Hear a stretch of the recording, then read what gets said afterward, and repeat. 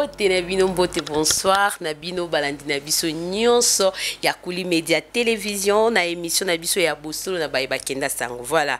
Bosolo na Bayeba Kenda Sango lelo naza bongo wapi naza na bureau ya mosali ya Nzambe ya linga te babengi mosali ya Nzambe babi azakara. Tout simple assemblée l'année mais banga Nzambe na ndenge elongo bani. Voilà.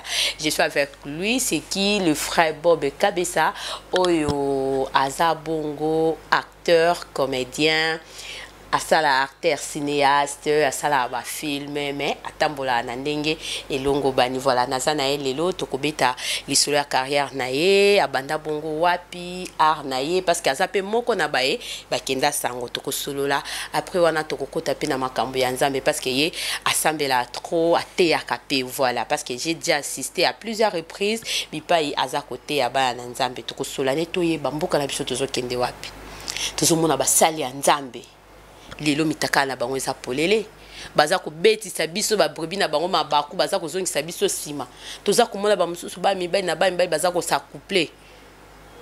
Donc tout moni dernièrement tout mona awawa et panzani déjà na ba internet ou aza bongo interprète à pasteur na biso Dayo Samuel comme on a qui aza chantre mune na église menzo kaza ko s'accoupler na ndekone mobali eza parce que mona pe bilenge basi bazo melisa ka bongo bambo mabele lelo fait tout na frère Bob yango yeso alingaya po makamunyo so yeso aloba na bible tika des chapitres za na suka wana na ibité des chapitres ngo so to bakisa to pe to bakisa te ya on très sans plus tarder je reçois mon invité d'aujourd'hui. Là j'ai dit bonsoir à frère Bob. Bonsoir Karine Bokota. Au pesinga ta meilleure fête ça mon abiso maman. Bon, bonne fête. Bon mois de la femme. Et ko souhaiter yo zo la ba souhaiter au bon mois de la femme. Mais to ebi que mois de la femme basi bazola ta maputa.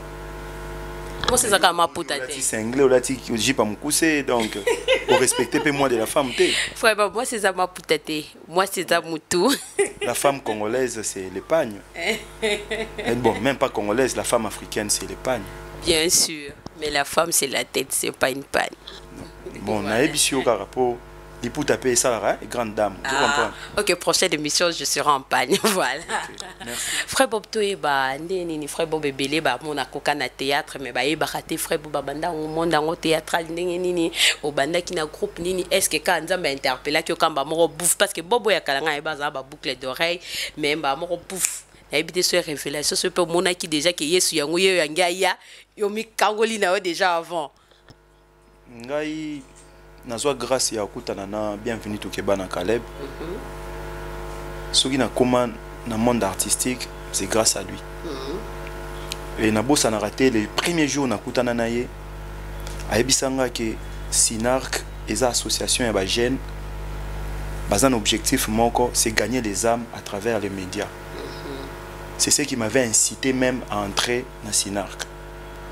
Ti lelo principe wana je le respecte yango moni nazati de loka na Sinarc parce que ngai naza fruit nde bato beta tolo ke nga mutu na bimisa mutu bongam na sala mutu boy président Caleb a robeta tolo abeta tolo ke nga na produit na yi na uti nulle part groupe moi théâtre ba yebinga azate mutu mo robeta tolo taza acteur na ngati azate président Caleb nga na produit ya président Caleb. Donc ceux qui n'ont fini sa combo, n'ont fini sa combo président Caleb. Ceux qui n'ont fait respecter, n'ont ça le kumu ya Sinarc, ils ont pour na combo ya Caleb kaka. Caleb n'aime ta mimanga na mondo yo. Caleb n'aime mutu a gagnanga. C'est dire n'aime le bio na zaï mutu a boucle d'oreille. Na zaï ko lingana za le quoi jeune nyonso pantalon na se à fesse neti fali. Wa libanga déjà pas frère fali on te sali. Bon, bato mususu ba Hollandais lelo. Nga zara Hollanda déjà ba biloko wana. Ba style wana ya ba pantalon na se ozo bendango. Je me souviens papa nanga za ondi makute ke na kolata le veste ndé na ati veste. Bien habillé, j'allais dire déjà. Merci. Donc papa a botangai ayebinga na ata ba pantalon minene, ba ketcha minene, na ati pantalon na se na otambonde muto azo ki toilette mais tu vois. On a fait de comédie. C'est-à-dire neti lelo boye. Je ne me vois pas na ba look wana. Je ne me vois pas. Parce que nakutana na frère bienvenue to Kebana Caleb. Ouais. Voilà, frère Bobabi, sur les lois Zabouza, grâce à le président Caleb Toukebana, Oyo Nandila Nae, à Sala qui est frère Bob Akoma Oyaza. Frère Bob Maba les belé na Sinak Bozo, chaque année, 3, 4, secret na binezani, Sinek Angozo Koyate. Mais toujours, ma groupe théâtral, Moussoussou, et les lo kita, et Kuna Boye na Boye. Mais, comme on a na Sinak Lelo, il y a une stabilité totale, Maba les alliés, progression les alliés, secret na binezani. Pe Boza toujours fidèle na groupe Nabino. Parce que Sinark a un Dieu. Au moins, si les socles de toutes choses, les Nzambe, Nzambe a sa fondation. Ataba vent et na ba marée et toucher fondation, tenda kouane ezaka solide. C'est ça Sinark. Sinark c'est pas une personne. Moi je peux ou ne pas être là. Sinark est à Sinark. Donc Sinark est à Nzambe mtasimba. So lingo eba ke Nzambe. Nami tu naka kale basala ndenge nini po azwa bactère nyonso azwa kawana. Asala est forte. Donc c'est quand même des aranza. Et Nzambe. Tu peux imaginer et là on a confirmé vraiment que ça Nzambe. Tu peux imaginer que soko yoki lisolo Julien ndenga na groupe Sinark. Économiste. Pour après ba année et obima que Julien na kale ba yana leki. Ba papa moko. Tu vois ce que Dieu peut faire. Azu mutu moko na est, azu musu na ouest, asangisi bango na théâtre. Après ba oui ba na simaki baza yana leki. Ça c'est pas un homme, c'est Dieu. C'est le Dieu de Sinark. C'est ce Dieu que je respecte, le Dieu que moi je sers.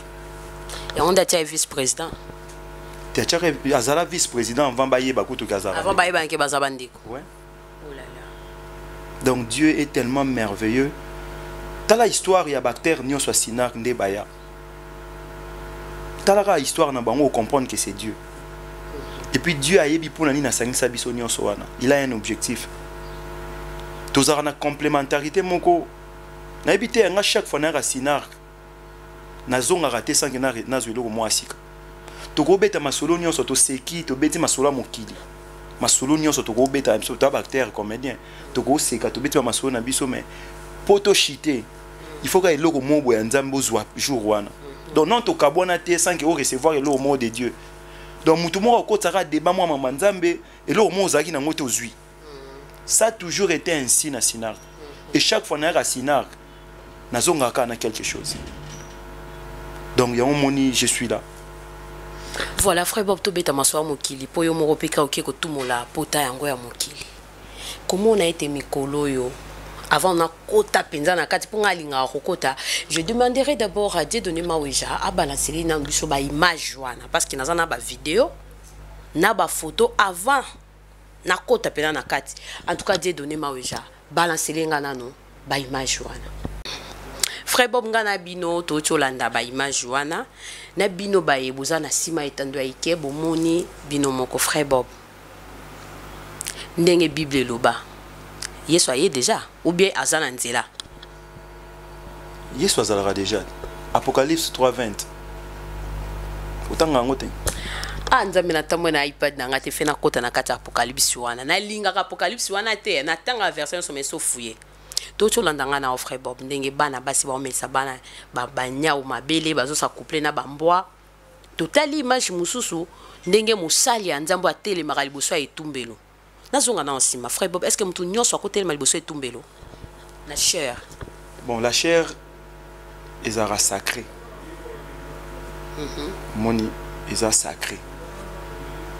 Sacré nango ezali parce que tu ne viens pas pour toi, mais tu viens pour Dieu. Tu es un instrument que Dieu utilise. La chair. Et reçoit la chair, c'est-à-dire tu es le canal par lequel Dieu veut faire passer un message quelconque. Mais je n'en disconviens pas. Namokili batumsu bagoya ape na kombo ya nzambe menzamba zanete. PD perote mané la chair. Chair na ye kasiti. Chair eza na onka libaya non. Chair ekoza vitre mo muta telemi alobi kaza na chair a ote. Soy contenu eza na eloko moko bonzambe te. Pour ce qui fait la force, il y a chair. C'est les contenus, ce n'est pas les contenants. Vous comprenez? C'est les contenus. Et là, il y a muto a telemi wana ndezo ça la force yelo parce que loko ezana kati ya muto a telema ki ana interprète wana ya pasteur Dayo Samuel ezande ki pede bon nga na yebiete personnellement na yebiete na ki pede ndenge lobi wana na monika mambozo tchana ba image wana nga personnellement na yebiete mais ce que je peux te dire pour répondre à cette question là makambu mingi ozomona lelo banda nango lelo te banda ka se ke yesu na ye na yete na ye na akumpembe na yate moni l'Apocalypse dans le bac lobini. Mais voici, je me tiens à la porte, je frappe. Donc Yesu aza dans la porte azobeta. Azarane on chaque jour, akenda ne musika te. Yesu azawana. Azobeta. Abeta ane chaque jour. Ba pédé, miyibie, ba assassin, ba impudique, ba voleur. Jésus azarane on abeta ane na porte mitema na bango. Fungula ka porte à kota. Soit à côté na vie na yo, alongoli onyo so yaki ba saleté. Vous comprenez? On nous a dit impureté et que l'on a au côté sika Yesu na vie na. Azarane musikate, il est là, il est présent. Chaque jour. Le problème c'est nous. C'est nous. Dieu est tellement fidèle, Dieu est tellement bon. Il renouvelle ses bontés chaque jour. Donc c'est-à-dire Dieu a renouvelé ses bontés. Ce qu'on ferait Bob, tu connais Baba Sala Nzamba solo ndenge ni po avant na kota na makambo bimika ka lobby awa na osinga Dieu de mawe ja balancer linga sur image wana mo Sala Nzamba munene église a Kafu. Frère Bob, toye baba ngona ndenge ni. Moni po bango so bataka ba veste ki toko lokwa français belé. Bible verset atina Z. Jésus azobeta di solo, hein, pour mingi ka Yesu, hein. Ba ebisiye apesi à glisser ces mots ya blé na ivraie. Batu ba ebisi que non to longola ivraie boti na blé. Ivraie et boti na plantation ya blé. Yesu alobi non. Botika bango ba kola. Herba kola. Nde boyeba ivraie blé. Soki ba no ba na mike. Ce qui va planter on est dans miké au gros longo la blé au kanti yango ivraie au confondre bango. Laissons les temps au temps. Donc tant na onde yango to komo yeba ke ba ivraie bango yo ba blé bango. Bango bimana bango ko banga noté. C'est Michael Mbaye azana e pe ivraie. Au monde des aboy, trop souvent dans le monde, nous ne vantons pas les biens. Nous faisons la promotion du mal. Au monde to vandi bo. Aux autres bo ba image ka ya bato yo ba sali mabe. Mais ce que bateau aussi va gagner ba âme bateau ba autant mono banga nzambe yo la sibe imagine na monter point tozo luka ba on est nga na luka ba on so na mo pena mutu oyo po na tambola frère Bob o mona pasteur moi sali campagne papa avec on a to ba gazane misu bien mona na po ba ventire comme trop a mona ne bien fa na kingasani na oyamba ekutu na tinde le mission na oyamba abiye ba mema na stade moi bana binga ba futanga $100 mère ba memanga parmi bato za amona katemba moko ba pakola ce penini prière na kombo na amona no yambe dernièrement kende po yamba sko pasteur Flavien kende na loi B numéro 6 yamba pasteur moi za wana komone pasteur Flavien Mbuyamba na yebi pasteur Flavien kende pe na Kingabwa yamba pasteur moi za Onésime na Montagne Sainte ya Kingabwa wana ba ozo la kisana ki bazaya bien ngana otangelo ba oyo ngana yebi ozomona yamba pasteur Barthélemy Maswako yamba pasteur Atom Sumbumba et papa Atom c'est vraiment nazo plangelo gasi le problème avec nous vantons que le mal. C'est quoi ta yo mon frère Bob le mal en tout cas zela no frère tozo zonga maweja la ki sanga vidéo wana ata yo moko frère Bob mosali nzambe église akafu azo sala partout na basi mibale to bombaye to belelete omoni ba ange pe moi ça moko azo filmer moko ba ange ba ye pa lot ba ange ba ye pa lot ba to Sodome bazo senga lot abimisela bango ba ange po ba coucher na bango ba ange wana ba ba cité ba mibali bana mibali ba osenga ba coucher na bana mibali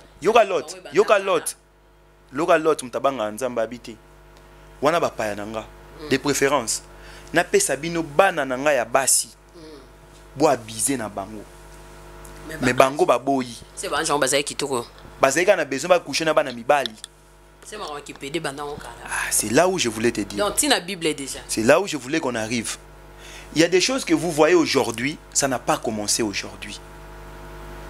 Donc si tu es soiseau bête à l'isolo à ivrer na blé, ce qu'on a dans Actes des Apôtres, il y a un Simon magicien.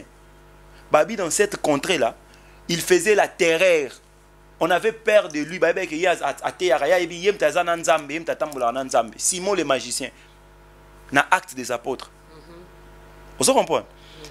Mais jour vrai serviteur en Zamba yaki, yé Simon on a les magiciens. A comment il y a les pouvoirs. Donc à mon différence entre travailler dans Satan et travailler dans Nzambe, il y a toujours une grande différence. Si réellement dans ta vie, tu ouvres ta porte et que Dieu entre, tu es sérieux avec Dieu, tu verras la main de Dieu. Tu feras des miracles authentiques. Tu seras un chrétien authentique. Alors, quand ça peut être brebis bien l'église. Non, le problème est que si ta mission c'est de gagner seulement 3 personnes, il y a un monde. C'est que frère Bob, c'est que nous avons l'église à Mickey alors. Nous avons partout, même dans l'église à Nazali. Dieu est miséricordieux. Dieu n'est pas dynamique. Dieu n'est pas statique. Pour l'église à Mickey, ma belle équipe. Nous avons la statique, nous avons dynamique. Nous avons rendre biso to canceler te. Biso to abatu to kansana kibomoto. Nous avons sala bonzambe. Côté mususu to kansana wa nzamba zate. Nzamba côté mo beaucoup de beaucoup kansete nzamba za wana. Ozomona. Dieu peut utiliser un fou pour te donner un message. Un fou. Atiki ba grand pasteur. Atiki ba grand messager, ba toto yebi vraiment que non ba prophète. Atiki ba m'a utilisé un fou. Là c'est Dieu. Pourquoi il y a des serviteurs de Dieu solo. À part ba auto tanga ba, il y a solo penza. Muto aye ba bato solo. Eza ye mo nzambe. Donc yo ko yebi no ba honte. Ngana otanga na mutu. Parce que au monde même yo pe ngozo kansala ko ngana za soki ndenge ni saint wana. Moni sainteté wana. Mutu a confirmer ngo zaka nzambe parce que mutu ayi asondaka les cœurs et les reins c'est pas toi. T'es pas na mona na mabete. Yo mutu mona ngate. Mais soki nzamba yebi ke lo wana sa ke za mabe pona ye. Mais je te dis. Je te dis frère. Pasteur John. Lobi abi nga na dimi na nga mabe na nga na zwanga bandumba na nga na bango na boy koza hypocrite. Oh là là. Omoni ba hypocrite baza. Mais bato basa est fort. La vie chrétienne est la vie ya yona nzambe. C'est-à-dire au vanda, au lobake non na fing sa papa ngate. Tu as un père qui au respecte tellement que au moment na sali bon fing sa papa. Monde na boy. So na bundi na balabala ki na zoki si mutu. Ba do acteur à Caleb. Tel acteur à Caleb azo bunda kuna zo finga ba bêtise, tu vois. Wana kutu papa ya mokili. Nga na zo boya ke na salir kombo nae.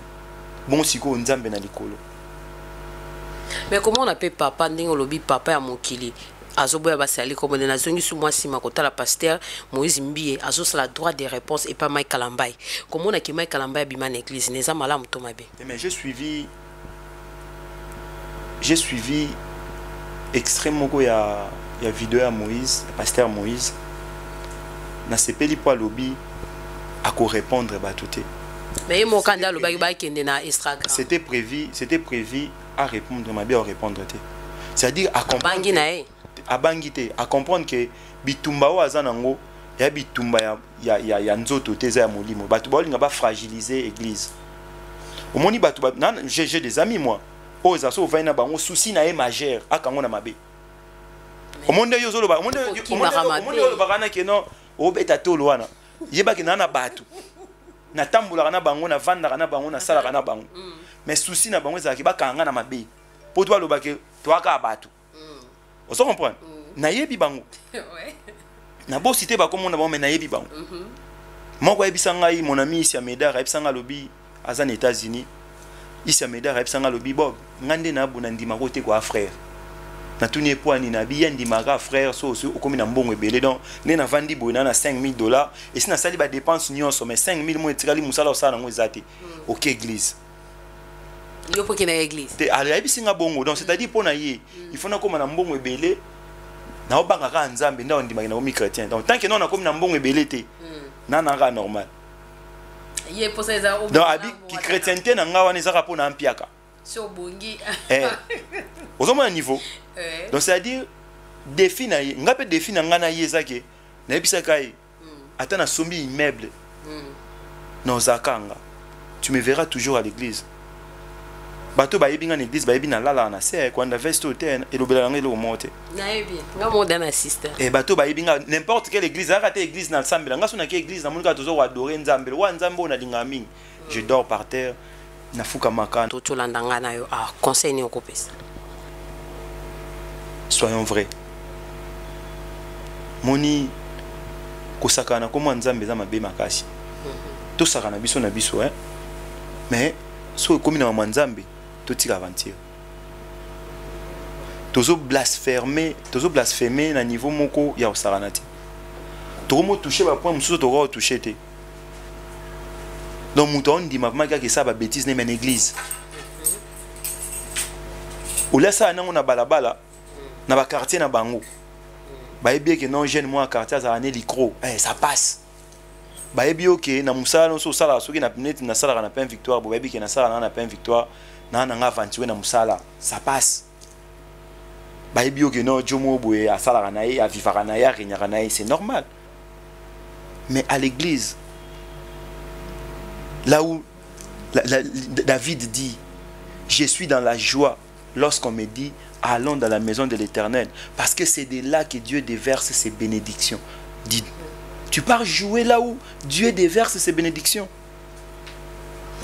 Bino basanze bolingi ka ba femme mariée bobanga ni sida po basanze bo mo ke ba fi libanda peut-être ko sa malade ya bala ne la alliance na kitoko alliance na équipe et katani ça beta na boko na église katani vraiment moi déjà s'il te plaît ce qu'alliance frère bon mais katani pour mettre ma boko na église oui puis que moi si na place azali madame nanga la mère de mes enfants, Madame Harmonie Koukambu Kabesa, Maman na Louisange, Manassé, Vessiel, place Azali, Ayebike.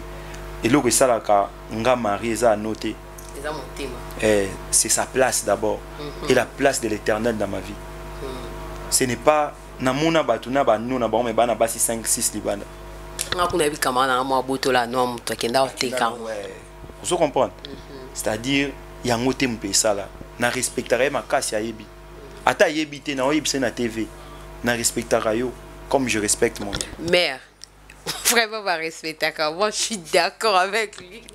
Oh là là frère Bob voilà na yebi te mi balemi sa to balanda ki émission oyo frère Bob ba fandi pe maintenant na yamba esouté akoma ko zo ba doute belé katina e mo ko mona ki basala ndambe ba osala mabe elo onyo ko yebisa e na yebisa e alanda entourage te alanda bao bao lia miel te alanda bato bao lia mana te lelo mabe komi mingi trop souvent bato bao vendre mabe bao vendre malamu te c'est que toi tu dois faire là où tu es ne regarde pas tout autour de toi regarde l'Éternel des armées il est là à ta porte il frappe donne-lui seulement sa place dans ta vie.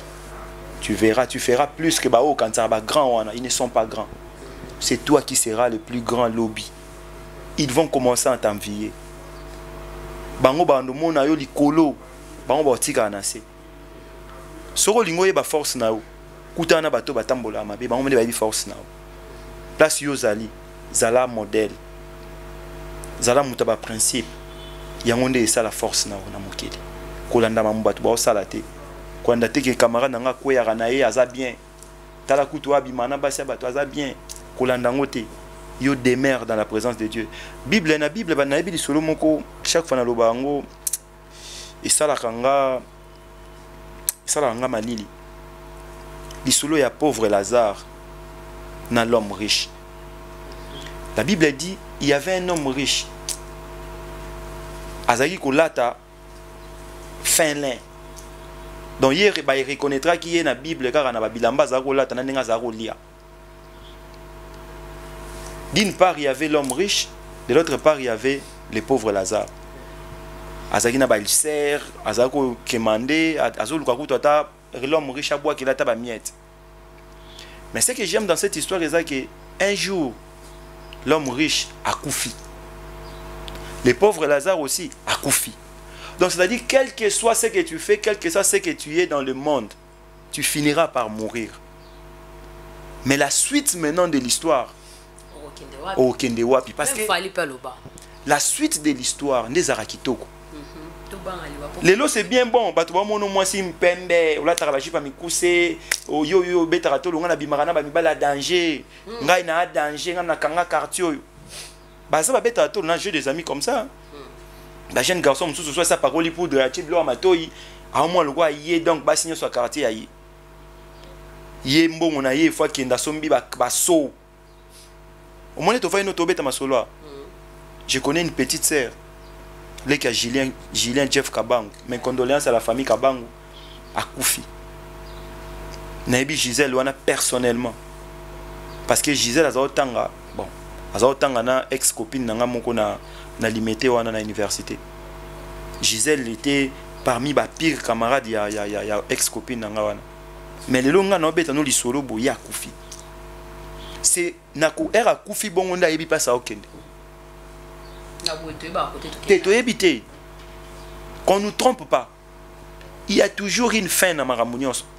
Mais quand maintenant tu vas finir, ndo kende wapi. Yo sepeli saki public, batuba mono danger. Yo reniaka, yo zana ba boîte de nuit, au kangara ba boîte, so komi ba boaka, yo kanga boîte, yo prêtre. Mais prêtre au gobi mara na mutu ka bosala accident Koufi hein. Qui prêtre non mais mon nulle part. Nulle part. Mais vous avez pour être dans le monde. À quoi bon de gagner le monde pour perdre sa vie? À quoi bon? À quoi bon de garçon mon boyer bah bien qu'il y a quatre forts dans le quartier wan. Dans ce bafin dans mon alimentaire ça y répéter bon. Biso la petite net vous avez respecté ma c'est pas comme ça. T'es bon na tiens on entre parenthèses. On est là. Tu fais Bob, tu fais toi Mbappé. Et na zo bete là yo. Voilà. Donc, bisous sur toi, que toutes les belles filles à quartier, bah ça roye pas naï. Tout ça qu'on vieillit. Dans le monde. Bon, entre guillemets. Vous comprenez? Ouais.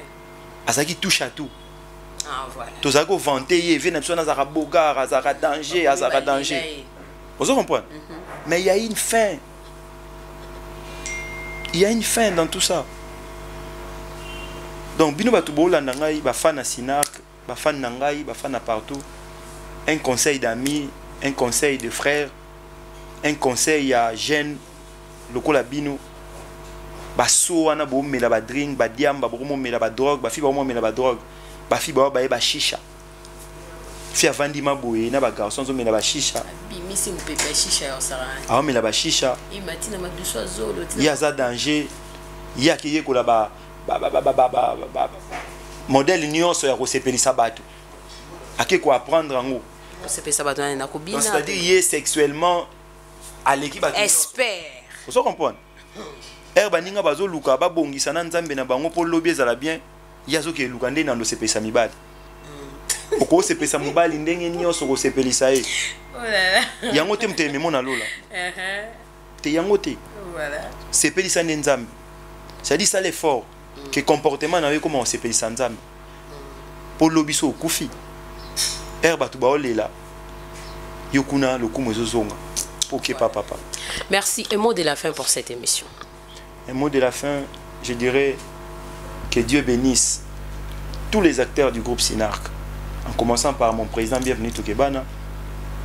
Nalinga président parce que alingara lix alingara les beaux, les biens, dans tout ce qui est jovial à Lingarango.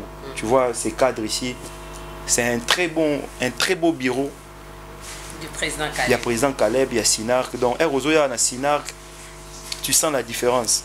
C'est pourquoi j'aime beaucoup mon président. Nazara fier au Lobake. Maramo président, on peut pas banza, mais il y a ma bête. Nazaf, bon, et ça partout. C'est-à-dire, baebaki bananza mondeka batumo boye bazalaka biloko mikie, tu vois.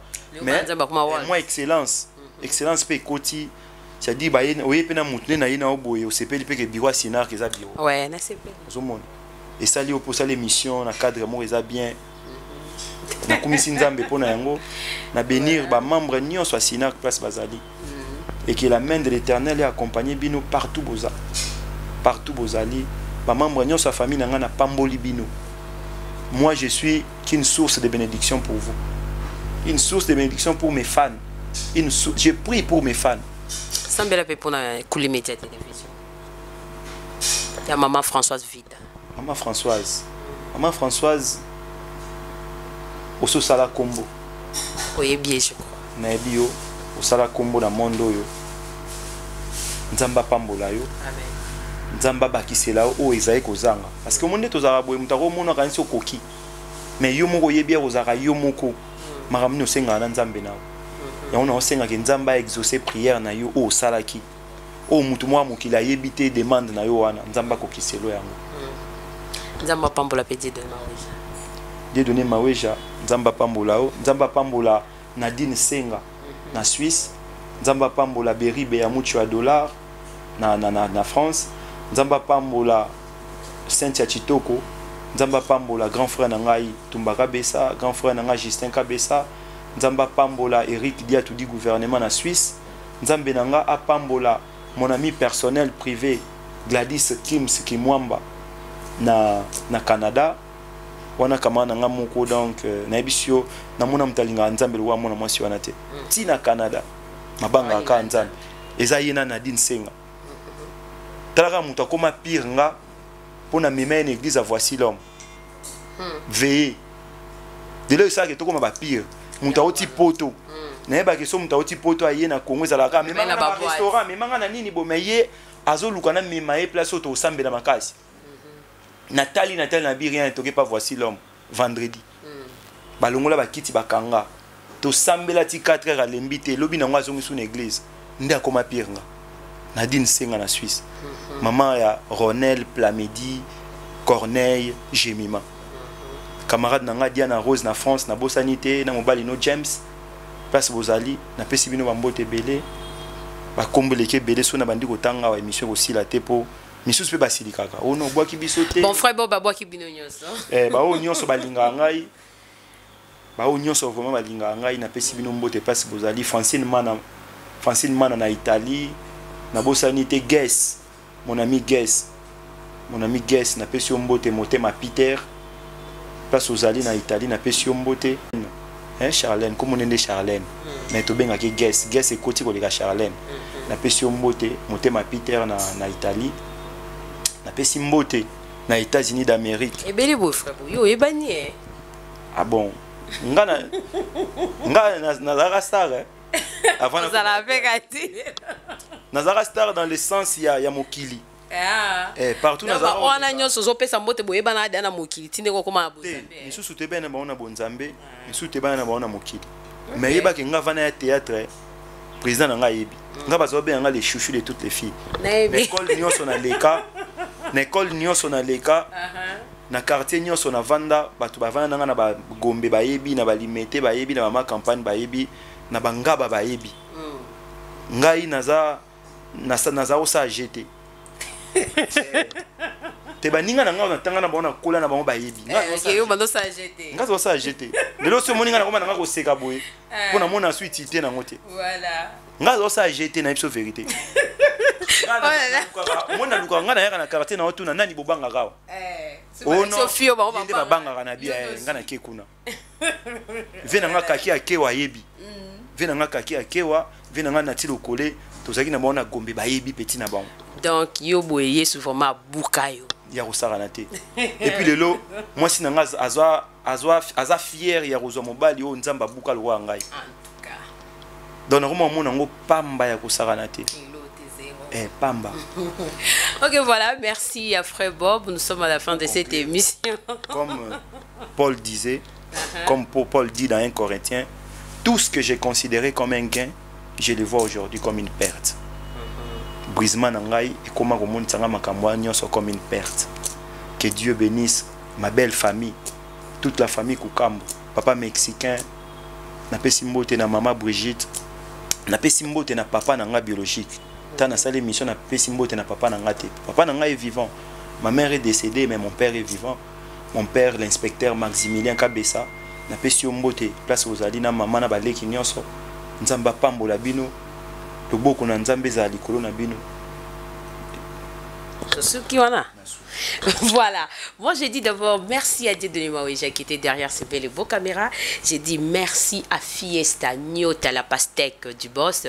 J'ai dit merci beaucoup à Fiston, ton garçon des disques.